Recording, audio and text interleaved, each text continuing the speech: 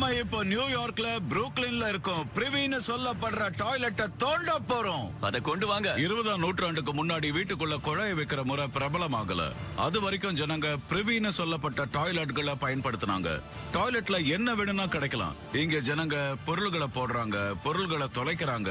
பெரும் பொருளாதார வீழ்ச்சி சமயத்துல இங்க பொருளை ஒளிச்சு வச்சாங்க. ஏன்னா நிதி முறையில நிறைய பேர் நம்பிக்கையை ஒட்டுமொத்தமா இழந்துட்டாங்க. அதனால தங்களோட விலை மதிப்பான பொருளை வங்கியில வைக்கிறதுக்கு பதிலா தங்களோட டாய்லெட்லயே எல்லா பொருளையும் ஒளிச்சு வச்சாங்க. அந்த காலத்துல இது பாதுகாப்பு பெட்டக மாதிரி இருந்தது. ரொக்கத்தையும் நாணயங்களையும் விலை மிக்க பொருளையும் ஒழிக்க இது நல்ல இடமா இருந்தது. ஏன்னா நீங்களே யோசிச்சு பாருங்க, யார் டாய்லெட்ல திருடுவாங்க? டாய்லெட்ல தோன்றது மோசமான வேலைன்னு தோணலாம். ஆனா இவ்வளவு வருஷங்களுக்கு அப்புறம் இங்க இருக்கிற ஒரே விஷயம் மண்ணும் புதையலும் தான். ஒவ்வொரு வீட்டுக்கும் ஒரு டாய்லெட் இருந்தது. சரியா சொன்ன. புரூக்ளின் ஒரு பழைய நகரம் தான். இங்க நிறைய புராதன சின்னங்கள் இருக்கணும். இது அடுக்கடுக்கா இருக்கும். மேல 1920களா இருக்கலாம், அடிபாகத்துல 1820 சேர்ந்ததாகவும் இருக்கலாம். இது வினோதமாவும் அற்புதமாவும் இருக்கும். பழைய இன்சூரன்ஸ் வரைபடம், மக்கள் தொகை பதிவுங்க, செயற்கைக்கோள் படங்களை அடிப்படையா வச்சு நாடு மாறி குடியேறிய பணக்காரங்க அதிகமா இருந்த பகுதியை நாங்க கூறி வச்சிருக்கோம். அந்த காலத்துல இருந்த சட்டப்படி இந்த இடத்துல ஒரு குடும்பத்துக்கான வீடு தான் வரம்பா இருந்தது. 1800கள் முடிவுல இந்த இடத்துல இறுக்கமா வைக்கப்பட்ட பிரவுன் ஸ்டோன்கள் நிரம்பி இருந்தது. நம்ம தோட்டத்துக்கான இடம் இங்கே கிடைக்க போகுது. ஆமா, நியூயார்க்ல. இங்க வந்ததுல இருந்து நான் பொருட்களையே பார்க்கல. கார் நிறுத்துற இடங்கள் இங்க நிறைய கான்கிரீட்டும் ஆஸ்பால்ட்டுமா இருக்கு. ஆனா நம்ம கிட்ட ஜிபிஆர் இருக்கிறதால எல்லா இடத்துலயும் தேட முடியும். இங்க நமக்கு தோண்டி பார்க்க ஜனங்க அனுமதி கொடுத்தா போதும். இருக்கிற ஆளுங்க தவிச்ச வாய்க்க தண்ணி கூட கொடுக்க மாட்டாங்க. அது என்னமோ உண்மைதான். ஆனா எல்லாத்துக்கும் பொதுவா ஒண்ணு இருக்கு. யாருக்கு தான் பணம் சம்பாதிக்க ஆசை இருக்காது? அவங்க இன்னும் பணம் சம்பாதிக்க விரும்பினா நல்லா இருக்கும். அமெரிக்கால நாம போன ஊர்ல நகரத்துல என்ன செஞ்சோமோ அதைத்தான் இங்கேயும் செய்ய போறோம். கொஞ்சம் கஷ்டமா இருக்கலாம், ஆனா நாம நிச்சயமா தோண்டி பணம் சம்பாதிப்போம். என் முன்னால எவ்வளவு தடவை துப்பாக்கியை காட்டியிருக்காங்க, எவ்வளவு தடவை கதவை மூடி இருக்காங்கன்னு எனக்கு ஞாபகம் கூட இல்ல. ஆனா நியூயார்க்ல இருக்கிற கல் நெஞ்சக்காரங்க கிட்ட என்ன எதிர்பார்க்கறதுனே தெரியல. வழக்கமா தட்டுறதை விட 5 மடங்கு அதிகமா கதவுகளை தட்டணும்னு நினைக்கிறேன். இதுதான் எங்க வரைபடம். இது டாய்லெட் மையம் மாதிரி இருக்கு. எங்க முதல்ல தோண்டணும்? இதோ இங்கதான் ஆரம்பிக்க போறேன். இங்கதான் நல்ல வாய்ப்பு இருக்கு. இது போதுமான அளவுக்கு பெருசா இருக்கா? ஒன்னு சொல்றேன், இத பாருங்க. புரூக்ளின்லயே இதுதான் ரொம்ப பெரிய கார் நிறுத்துற இடம். கலை பொருளை தேடுறதுக்கான நம்ம பகுதி கீழ் பாகத்துல இருக்கிற மண்ணை நேரா அணுகக்கூடியதா இருக்கிற 20 காலி இடங்க. முதல்ல நாம 600 சதுர மீட்டர் இடத்துல தோண்டலாம். அதோட பின்பக்கத்துல 1930 வரைக்கும் பழுப்பு நிற மணல் கல்லுங்க இருந்தது. அதுக்கப்புறம் அதை இடிச்சு புதுசா கட்டி கான்கிரீட் போட்டாங்க. வாழ்த்துக்கள், தேடி கொண்டு வாங்க. நினைச்சது நடக்கட்டும். இப்ப இந்த இடம் வர்த்தக உபகரணங்கள் விக்கிற கடைக்கு சொந்தமா இருக்கு. ஹலோ, எப்படி இருக்கீங்க? நான் நல்லா இருக்கேன். என் பேர் ரிக் சாவேஜ். நான் அமெரிக்கன் சாவேஜ்ங்கிற கம்பெனியை நடத்துறேன். நாங்க தொழில் ரீதியா கலை பொருட்களை மீட்கிறோம். காலியா இருக்கிற இடங்க இருக்கிற வீடுகளை நாங்க குறி வைக்கிறோம். நானும் என் குழுவும் அங்க தோண்டுவோம். புதையல எடுத்து வித்து லாபத்தை உங்க கூட நாங்க பங்கு. இது புரூக்ளின்ல உங்களுக்கு காலி இடங்கள் எவ்வளவு கிடைக்கும்? முடிஞ்ச வரைக்கும் எல்லாத்தையும் கட்டிட்டாங்க. புரூக்ளினை பத்தி நாங்க நிறைய ஆராய்ச்சி செஞ்சிருக்கோம். உங்களுக்கு சொந்தமா 2 இடங்க இருக்குன்னு எனக்கு தெரியும். தெருவுக்கு அந்த பக்கம் எனக்கு ஒரு காலி இடம் இருக்கு. கார்ட்போர்ட போட அந்த இடத்தை பயன்படுத்துறேன். ஆனா நான் இன்னும் தயாரா இல்ல. அதான் சொன்னேன்னு. உங்ககிட்ட ஒண்ணு கேட்கலாமா? இதுல இருந்து உங்களுக்கு என்ன கிடைக்கும்? நாங்க அடுப்புகளையும் ஃப்ரிட்ஜுகளையும் வைக்கிறோம். புதைஞ்சிருக்கிற புதையலை தேடி நீங்க வந்திருக்கீங்க. அதேதான். சாதாரணமா இப்படி நடக்காது ரைட். சொல்ல போனா உங்களுக்கு பைத்தியம் பிடிச்சிருக்குன்னு தோணுது. நான் உங்களுக்கு விவரமா சொல்றேன். பல ஆயிரக்கணக்கான டாலர்கள் மதிப்புள்ள பொருளுங்க எங்களுக்கு கிடைக்கலாம். அதெல்லாம் கொண்டு போய் வித்து அந்த பணத்தை உங்களோட நாங்க பங்கு போட்டுப்போம். வேலை செய்யாமலே உங்களுக்கு பணம் கிடைக்குது. இங்க தோண்ட எங்களுக்கு அனுமதி கொடுத்தா போதும். சரி, எனக்கு எவ்வளவு பணம் கிடைக்கும்? முதல்ல அதை சொல்லுங்க. வழக்கமா நான் கண்டுபிடிக்கிறத வித்து கிடைக்கிறதுல 20% தரதா ஒப்பந்தம் போட்டுப்பேன். 20%? ஆமா. இந்த ஒப்பந்தத்துக்கு வழக்கமா எத்தனை பேர் ஒத்துக்கிட்டு இருக்காங்க? நாடு முழுக்க எல்லாரும். நீங்க எனக்கு பிரச்சனை கொடுத்துட்டு சமரசம் பண்ண நினைக்கிறீங்களா? நியூயார்க்ல யாரும் 80க்கு 20ன்னு ஒத்துக்கவே மாட்டாங்க. புரூக்ளின்ல நிச்சயமா இல்ல. கொஞ்சம் ஏத்தி சொல்லுங்க. அப்ப உங்க விருப்பம் என்ன? 40% வேணும். நான் 80க்கு 20ன்னு சொல்றேன், நீங்க 60க்கு 40ன்னு சொல்றீங்க. ஆமா. ஒண்ணு கேட்கலாமா? நாம 2 பேருமே கொஞ்சம் விட்டு கொடுக்கலாம். 70க்கு 30 என்ன சொல்றீங்க? நானும் விட்டு கொடுக்கறேன், நீங்களும் விட்டு கொடுங்க. அப்புறம் வித்தியாசத்தை பகிர்ந்துக்கலாம். 70க்கு 30னா ஓகே தான். நமக்கு தோண்ட ஒரு இடம் கிடைச்சிருக்கு. நாம உடனே வேலையை ஆரம்பிக்கிறோம். நிஜமாவா சொல்றீங்க? ஒரே ஒரு கதவை தான் தட்டுனீங்க. ஆமா, நாம கேள்விப்பட்ட அளவுக்கு நியூயார்க்காரங்க கல் நெஞ்சக்காரங்க இல்ல. நான் ரெடி. வாங்க ஆரம்பிக்கலாம். ஜிபிஆர் கொண்டு வா. ஸ்ப்ரே பெயிண்ட் டப்பாவை எடுத்துக்கிட்டு பாபும் பின்னால வருவாரு. உனக்கு கிடைச்ச ஒவ்வொரு சிக்னலையும் குறிப்பாரு. அதுக்கப்புறம் நாம என்ன இருக்குன்னு ஆராய்ஞ்சு பார்க்கலாம். சரி, பொருளை எடுத்துக்கிட்டு வேலையை ஆரம்பிங்க. இந்த இடத்துல டாய்லெட்டை கண்டுபிடிக்கிறது ரொம்ப கஷ்டமா இருக்க போகுது. ஏன்னா இது கான்கிரீட்டால மூடி இருக்காங்க. நாங்க இந்த இடத்த கட்டம் கட்டமா பிரிச்சு எங்களோட தரையை ஊடுருவி போகிற ரேடர் யூனிட்டால அலசி பார்க்க போறோம். தரையோட அடர்த்தியில ஏதாவது திடீர் மாற்றங்கள் இருக்கான்னு நாங்க தேடணும். ஒழுங்கில்லாத இந்த இடத்தை தோண்டணுங்கிறது பெரிய கஷ்டம். ஏன்னா எல்லாத்துலயும் டாய்லெட் இருக்குன்னு சொல்ல முடியாது. என்ன கிடைச்சது? இதோ இந்த இடம். இடத்த குறிச்சு வச்சுக்க. ஓகே, சரி. ஓ ஓ ஓ இதோ இங்க. உங்க குறிகளை தவற விடாதீங்க. நாங்க பொருள் கிடைக்கக்கூடிய 2 இடங்களை குறிச்சோம். ஆனா எங்க ஆராய்ச்சி படி இந்த நிலத்துல ஒரே ஒரு டாய்லெட் தான் இருக்கு. அந்த கால கட்டுமான படத்தை அடிப்படையில தென்கோடியில இருக்கிற இடத்துல தான் டாய்லெட் கிடைக்க வாய்ப்பு இருக்கு. இந்த ஹாட்ஸ்பாட்ல இருந்து ஒரு சதுரத்தை வெட்டி எடுக்கலாம். அந்த ஹேமரை எப்படி கொடுங்க. மேல் பக்கம் இருக்கிறத நீக்கிட்டு நாம ஆழமா தோண்டலாம். சரி, வாங்க தோண்ட ஆரம்பிக்கலாம். முதல்ல கொஞ்சம் வெட்டலாம். திடமான கான்கிரீட்ல 1.25 மீட்டருக்கு வெட்டுறதுக்கு 1-2 மணி நேரங்கள் ஆகும். இதை செய்ய பல ஆயிரக்கணக்கான டாலர்கள் மதிப்புள்ள உபகரணத்தை நாங்க பயன்படுத்தணும். இது ஒரு பெரிய முதலீடு. இதுக்கு பலன் கிடைக்கும். சரி, தோண்ட ஆரம்பிங்க. இந்த சின்ன ஓட்டையில நிறைய குப்பை இருக்கு. ஓ, கீழே எது மேலேயே இடிச்சிங்க. ஏதோ அங்க இருக்கு. அது என்னவா இருக்கும்? உங்களுக்கு ஏதாவது தெரியுதா? எனக்கு சரியா தெரியல. இது ஒரு மட்ட பலகை மாதிரி தெரியுது. இதுக்கு ஏதாவது கிடைக்குமா? என் கணக்குப்படி $50 கிடைக்கலாம். எதுக்காக இது இப்படி டாய்லெட்ல இங்க இருக்க கூடாது? டாய்லெட்ல பொதுவா இது கிடைக்காது. அதுவும் மேல் புறத்துக்கு இவ்வளவு பக்கத்துல. நாம தவறான இடத்துல தோண்டிட்டு இருக்கோமா? அத கண்டுபிடிக்க ஒரே வழி இந்த மண்ணு எப்படி இருக்குன்னு பாக்குறது தான். அடிப்படையில இந்த டாய்லெட் ஒரு கிணறு மாதிரி. நிலத்துல இருக்கிற ஆழமான துளை சுவர செங்கல்ல கட்டி இருப்பாங்க. சுத்தி அதை தாங்குற கட்டுமானம் இருக்கிறதால டாய்லெட்டுக்குள்ள இருக்கிற மண்ணு சாதாரணமா இருக்கிறத விட மென்மையா இருக்கும். நம்ம மெட்டல் ஹேண்ட் ப்ரோபுகளை உபயோகிச்சு இந்த இடத்துல மண்ணோட அடர்த்தியை அளக்கணும். ப்ரோபை பயன்படுத்தும் போது ரொம்ப கவனமா இருக்கணும். ஏன்னா மேல்புறத்துக்கு பக்கத்துல ஏதாவது பொருளுங்க இருந்தா அது உடையாம பாத்துக்கணும். இது டாய்லெட்டா இருந்தா ரொம்ப நல்லா இருக்கும். ஏன்னா எங்களுக்கு நேரமும் இல்ல, நாங்க இன்னும் எந்த பணமும் சம்பாதிக்கல. உங்களுக்கு சத்தம் கேட்டுதா? ஆமா, எனக்கும் கேட்டது. இது டாய்லெட்டே இல்ல பாஸ். நாம இந்த பள்ளம் தோண்டினதால ஒரு பிரயோஜனமும் இல்ல. இப்ப என்ன பண்ணலாம் பாஸ்? நாம இந்த பள்ளம் தோண்டினதுல ஒரு பிரயோஜனமும் இல்ல. ஓ, இப்ப என்ன பண்ணலாம் பாஸ்? நாம அங்க தோண்டி பார்க்கலாம். நம்ம ஆராய்ச்சி படி அங்க ஒரு டாய்லெட் இருக்கணும். ஜனங்க பயன்படுத்த நிச்சயமா டாய்லெட் தேவைப்பட்டிருக்கும். வாங்க தோண்டி பார்க்கலாம், சீக்கிரமா.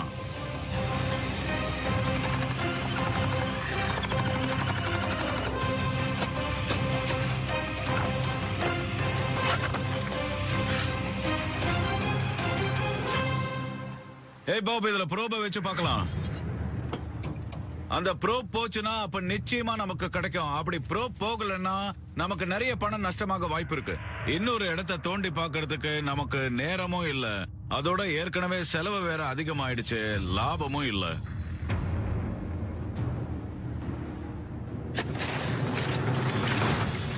ஆமா ஆமா ஆமா, ப்ரோப் இங்க இவ்வளவு சுலபமா மண்ணுக்குள்ள போகுது. அப்படின்னா இங்க நிச்சயமா டாய்லெட் இருக்கணும். இப்பதான் வேலை ஆரம்பிக்குது. எவ்வளவு வேகமா முடியுமோ அந்த அளவுக்கு நாம வேகமா இந்த இடத்துல தோண்டி எடுத்தா தான் இன்னைக்கு நமக்கு லாபம் கிடைக்கும். ஏதாவது பொருளுங்க கிடைக்குதான்னு பாத்துக்கிட்டே ரூவும் ஜியும் தோண்ட போறாங்க. அதுல இருந்து வர மண்ணை நானும் பாபும் சலிச்சு எதையும் தவற விடலன்னு உறுதி செஞ்சுக்க போறோம்.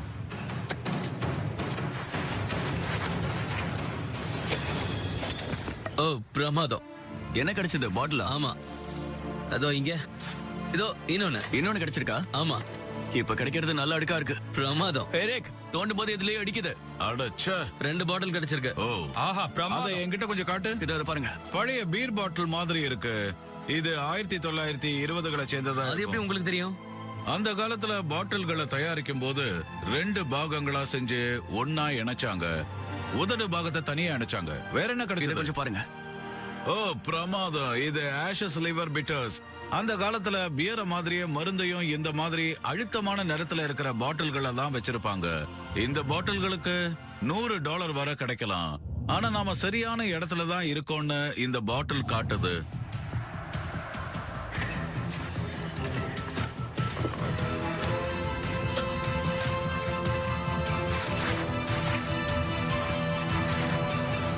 ஓ ஓ ஓ இது என்னது? இது நல்லா இருக்கு. இது ஒரு டைப் இன். நிஜமாவா சொல்றீங்க? இத பாருங்க, இதுல அசல் தங்கம் இருக்கு. இது தங்கமா தான் இருக்கணும். ஆமா, தங்கமா தான் இதுல இருக்கணும். பார்த்தா ஆமெத்திஸ்ட் கல் மாதிரி இருக்கு. நல்ல கண்டுபிடிப்பு. இதுல இருக்கிற தங்கத்தோட மதிப்பு சுமார் $300 இருக்கும். இது இங்க விழுந்திருக்குன்னு அந்த ஆளுக்கு தெரிஞ்சிருக்காது. தெரிஞ்சிருந்தா இதுல திரும்பி குதிச்சிருப்பாரு. ஒருத்தரோட இழப்பு இன்னொருத்தருக்கு புதையல்.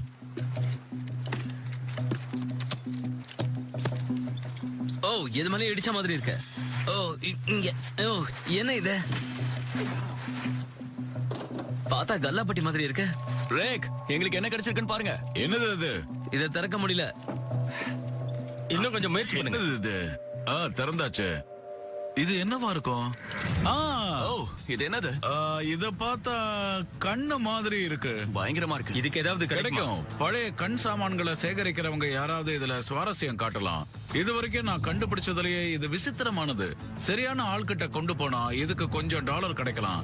ஆனா நான் எதிர்பார்த்த அளவுக்கு நிறைய பணம் கிடைக்காது. இதுல வேற என்ன இருக்குன்னு பாப்போம். ஓ ஓ, அசிங்கம். இது நல்லா இருக்கு. இது இத்தாலியில தயாரிக்கப்பட்ட ஸ்விட்ச் பிளேட், எலும்பு கைப்பிடிங்க. 1920 சேர்ந்ததா இருக்கும். ரொம்ப அருமையா இருக்கு. கத்தி சேகரிக்கிறவங்களுக்கு பழைய கத்திகள் ரொம்ப பிடிக்கும். நல்லா வேலை செய்யக்கூடிய நிலைமையில இருக்கிற பொருளுக்கு எனக்கு நல்ல லாபம் கிடைக்கும். வேற ஏதோ இருக்கு, இத பாருங்க. இது ஒரு பாக்கெட் கடிகாரம். ராணுவ கடிகார மாதிரி. ராணுவத்தோட தான் இருக்கலாம், ரயில் பாதை அமைக்கிறவங்களோட தான் இருக்கலாம். தள்ளுங்க. ஓ, இது ஒரு காம்பஸ். இது கடிகாரம் இல்ல. காம்பஸ் இப்பவும் வேலை செய்யுது. ஏதாவது லாபம் கிடைக்கணும். முதல் உலக போர்க்கால ராணுவ காம்பஸ் இந்த நிலைமையில இருந்தாலும் அது அருமையா இருக்கு. ஆனா இப்பவும் இது வேலை செய்யற நிலைமையில இருக்கிறதால இது அருமையானது மட்டும் இல்ல, இதுக்கு நல்ல மதிப்பும் கிடைக்கும்.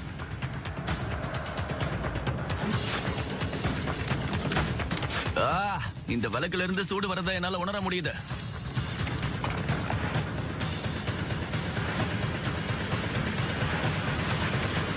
ஓ, இங்க பாருங்க, ஏதோ இருக்கு. இது என்னவா இருக்கும்னு நினைக்கிறீங்க?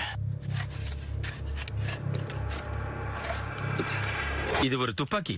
அடடா, இது என்னன்னு உங்களுக்கு தெரியுமா? பார்த்தா .38 மாதிரி இருக்கு. எவ்வளவு பழசா இருக்கும்? 1900 ஆரம்பமா இருக்கலாம். பார்த்தா அப்படிதான் இருக்கு. இது ஒரு ஹாப்கின்ஸ் அண்ட் ஆலன். இதுல பேக் லைட் இருக்கு. பார்த்தா பிளாஸ்டிக் கைப்பிடி மாதிரி இருக்கு. அதனாலதான் கைப்பிடி நல்லா இருக்கு. இது நல்ல நிலைமையில இருக்கு. சேம்பர் இன்னும் திரும்புது பாருங்க. அப்ப கொஞ்சம் கூடுதலா பணம் கிடைக்கும். ஆமா, நிச்சயமா கிடைக்கும். ஏய், ஏதாவது கிடைச்சதா? ஒண்ணுமே கிடைக்கல. வெறும் மண்ணுதான். இங்க ஒண்ணுமே இல்ல. நீங்க எதையும் கண்டுபிடிக்கலனா உங்களை மண்ணுக்குள்ள புதைச்சு மூடிடுவேன். செய்யுங்க.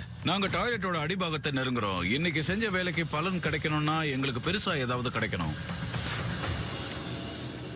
பாறை. இது பாறை இல்ல. ஓ, எனக்கு ஏதோ கிடைச்சிருக்கு. என்ன கிடைச்சது? எனக்கு தெரியல. குழாயா? அதேதான், குழாய் தான். எனக்கு தெரியல. இது குழா மாதிரி இல்ல. இல்லையா? ஓ கடவுளே, இத பாருங்க. என்ன இது? ஓ, என்னது இது? இது ஒரு வேல். வேலா? இது தற்காப்பு ஆயுதம். இத 3 மீட்டர் கம்பள கட்டி எடுத்துக்கிட்டு குதிரை மேல சவாரி செஞ்சுக்கிட்டு ரொம்ப தூரத்துல இருந்தே தாக்க முடியும். ஜான் பிரவுன்ஸ் கொலையில இதை பயன்படுத்தினாங்க. துப்பாக்கி கிடைக்கலன்னா அவங்க வேலை பயன்படுத்தினாங்க. ஆனா இது அயல் நாட்டுது. மத்திய கிழக்குல இருந்தோ ஒருவேளை இந்தியாவா கூட இருக்கலாம். 1800களில் ஐரோப்பியா குடியேற்ற விரிவுக்கான காலமா இருந்தது. சாகசங்களையும் செல்வத்தையும் தேடி அமெரிக்கர்கள் கடல் கடந்து பிரயாணம் செஞ்சாங்க. தூர கிழக்கு கலைப்பொருட்களை சேகரிக்கிறவங்க ரொம்ப விரும்பினாங்க. இன்னைக்கு அதுக்கெல்லாம் நல்ல மதிப்பு இருக்கு. நல்ல வேலை கண்டுபிடிச்சோம். ஓ, ஓ, என்ன இது கிடைச்சிருக்கு? கொஞ்சம் பாருங்களேன். இது கொஞ்சம் பாருங்களேன். அட கடவுளே, இது கொஞ்சம் பாருங்களேன். இது பிரமாதமா இது ஒரு இருக்கு. தங்க மோதிரம். புதையலை எடுத்துட்டோம். வைரங்க 1880களில் கியூபிக் சிர்கோனியா கிடையாது. இத பாருங்க, நடுவுல ரூபி இருக்கு. இதுக்கு நிச்சயமா பணம் கிடைக்கும். இந்த மோதிரத்துக்கு குறைஞ்சது 150 வயசாவது இருக்கும். இதனாலேயே இங்க தோணுனது ரொம்ப முக்கியமானதா ஆயிடுச்சு. நமக்கு கிடைச்ச மிச்சதெல்லாம் பிரயோஜனமே இல்ல. இத போட்டுக்கிட்டு இருந்த பெண்மணி நிச்சயமா பணக்காரங்களா இருந்திருப்பாங்க. புரூக்ளின் நவீன மங்கை. ஏழையா இருந்திருப்பாங்கன்னு தோணுதா? உங்களுக்கு எப்படி தோணுது? நகைங்களை தேடி பொம்பளைங்க நிறைய தோண்டி எடுக்கிறத நான் பார்த்திருக்கேன். தடிமனா படிஞ்சிருக்கிற இடம் நாம டாய்லெட்டோட அடிபாகத்தை அடைஞ்சிட்டோம்னு உறுதிப்படுத்துது. இந்த இடத்துல எல்லாத்தையும் தோண்டி எடுத்தாச்சு. சரி, எல்லாத்தையும் வண்டியில ஏத்துங்க. டாய்லெட்ல நமக்கு நிறைய பொருளுங்க கிடைச்சிருக்கு. வாங்க ஏத்தலாம். வாங்க சீக்கிரம். இங்க தோணுனது ரொம்ப அருமையா இருந்தது. ஆனா இதெல்லாம் வித்து லாபம் கிடைக்கலனா நாங்க செஞ்ச வேலைக்கு பலன் இல்லாம போயிடும். நியூயார்க்காரங்க ரொம்ப கடுமையா பேரம் பேசுறவங்கன்னு கேள்விப்பட்டிருக்கேன். என்ன கொண்டு வந்திருக்கீங்க? நாங்க டாய்லெட்களை தோண்டோம். அதெல்லாம் அடுக்கடுக்கா அப்படியே இருந்தது. மேல் மட்டத்துல எங்களுக்கு இந்த பாட்டில் தான் கிடைச்சது. இங்க நிறைய அருமையான கண்ணாடிகள் இருக்கிற மாதிரி தோணுது. இதுக்கு உங்களுக்கு பணம் கிடைக்கும்னு தெரியும், ஆனா நிறைய கிடைக்காது. இன்னைக்கு முழுக்க தோணுனதுல உங்களுக்கு இந்த கண்ணாடி டானிக் பாட்டில் மட்டும்தான் கிடைச்சதா? மேல் அடுக்குல இதுவும் கிடைச்சது. என் கையில காயம் பட்டுக்காம இதை எடுக்க முயற்சி பண்றேன். இது ஒரு குத்தூசி. இது ரொம்ப நல்ல கண்டுபிடிப்பு. நிச்சயமா இது கொஞ்சம் மதிப்பு இருக்கு. இத $300-400 வித்துட முடியும். ரொம்ப பிரமாதம். ஆமா, இன்னும் நிறைய அடுக்கு கொண்டு வந்திருக்கீங்களா? 2வது அடுக்குல எல்லாம் கலந்து வந்தது. ஓ வாவ், இத பாருங்களேன். இது ஒரு காம்பஸ். நிச்சயமா ராணுவ சாதனம். ஏன்னா இதுல யூஎஸ்னு போட்டிருக்கு. இதுக்கு கிட்டத்தட்ட சுமாரா $500 வரைக்கும் கிடைக்கும். அப்படியா? இத கேட்கத்தான் நான் ஆசைப்பட்டேன். வேற என்ன இருக்கு? நியூயார்க்ல இருக்கிறதால இத பார்த்தா நீங்க சந்தோஷப்படுவீங்கன்னு எனக்கு தோணுது. வாவ், இது இத்தாலிய தயாரிப்பு. இந்த துப்பாக்கியில ரொம்ப ஆச்சரியமான விஷயம் என்னன்னா, இதோட பக்கவாட்டுல ஷார்ட் கன் ஷெல் ரிமூவர்ஸ் இருக்கு. சரி, வேற என்னென்ன கொண்டு வந்திருக்கீங்க? கண்ணாடி கண் இருக்கு. இது கிடைக்கிறது ரொம்ப அபூர்வம். 2வது அடுக்கு ரொம்ப நல்லா தான் இருக்கு. 3வது அடுக்க பாக்குற வரைக்கும் கொஞ்சம் இருங்க. ஓ, இது ரொம்ப பெரிய விஷயமா இருக்கு. ஓ, ஒரு வேல் கொண்டு வந்திருக்கீங்க. இது நிஜமாவே நியூயார்க் சமூக விரோத கும்பல் பயன்படுத்தினதுதான். அப்புறம் கடைசியா என்கிட்ட ஒண்ணு இருக்கு. வாவ், என்ன இது? ரொம்ப அருமையா இருக்கு. இப்பவே என்னால சொல்ல முடியும், இது ரூபியும் வைரமும். இது நிச்சயமா கல்யாண மோதிரமா இருக்கும். இது அந்த காலத்துல பிரத்யேகமானது. இது டாய்லெட்டுக்கு எப்படி வந்ததுன்னு தான் தெரியல. இதுக்கு கொஞ்சம் மதிப்பு இருக்கும். உங்களுக்கு எவ்வளவு வேணும்? இந்த பொருள் எல்லாம் எடுக்க நாங்க ரொம்ப கஷ்டப்பட்டோம். இதுக்கு நியாயமான விலை கிடைக்கணும்னு நான் நினைக்கிறேன். நியாயமான விலைனா $6500 வேணும். இல்ல ரேக், என்னால முடியாது. 6500ங்கிறது ரொம்ப அதிகம். நானும் லாபம் சம்பாதிக்கணும் இல்லையா? இதுக்கு நான் 5000 தரேன். ஓ, என்ன பேசுறீங்க பிராண்டன்? இதையெல்லாம் நான் $6000க்கும் குறைவா வித்தேன்னா நிச்சயமா நான் ஒரு முட்டாள்னு தான் அர்த்தம். அதுல சந்தேகமே இல்ல. என்னால 5500 தான் கொடுக்க முடியும். அதுக்கு மேல முடியாது. சரி, இப்ப நான் காட்டுறத பார்த்தா நீங்க 5750 வரைக்கும் பேரத்தை கூட்டுவீங்க. ஓ, இது ஒரு பேக்கலைட் கைப்பிடி, chrome plated, Hopkins and Allen's arms. ரொம்ப அருமையா இருக்கு. இன்னும் ஒழுங்கா வேலை செய்யுது. அற்புதமா இருக்கு. எனக்கு ரொம்ப பிடிச்சிருக்கு. இதையும் நான் சேர்த்து தர தயாரா இருக்கேன். $5750 கொடுத்தா நான் இங்க இருந்து பேசாம போயிடுவேன். நிச்சயமா எனக்கு அவ்வளவு வேணும். இதுக்கு நான் சம்மதிக்கிறேன் ரேக். ஓ, எனக்கு இது பிடிச்சிருக்கு. நியூயார்க்ல கடுமையா பேரம் பேசுவாங்கன்னு எதிர்பார்த்தேன். பிராண்டன் என்ன ஏமாத்தல, ஆனா எனக்கு நியாயமான விலை கிடைச்சது. இப்ப நான் லாபத்தை பிரஸ்டனோட பகிர்ந்துக்க போறேன். அழகான 1725 அமெரிக்கன் டாலர்கள். ரைட், நீங்க ஒரு ஜென்டில்மேன், அறிவாளி. என் வாழ்க்கையில இது வரைக்கும் இந்த மாதிரி என்னை யாரும் கூப்பிட்டதே இல்ல. புரூக்லின்ல தோணுனதுல நில சொந்தக்காரருக்கு கொடுத்தது போக எங்களுக்கு $4025 கிடைச்சது. புரூக்லின்ல மொத்தமா நாங்க 4 நாள் தோண்டோம். அதுல $18,000 லாபம் கிடைச்சது. நியூயார்க்ல அமெரிக்கன் சாவேஜ் பணம் சம்பாதிச்ச விஷயத்த எல்லா இடத்துலயும் நாம பரப்பணும். அமெரிக்கன் சாவேஜ் இங்க தோண்டுனாங்க. இது நல்லாதான் இருக்கு. கிராமத்துவாசி நகரத்துல பழைக்க முடியாதுன்னு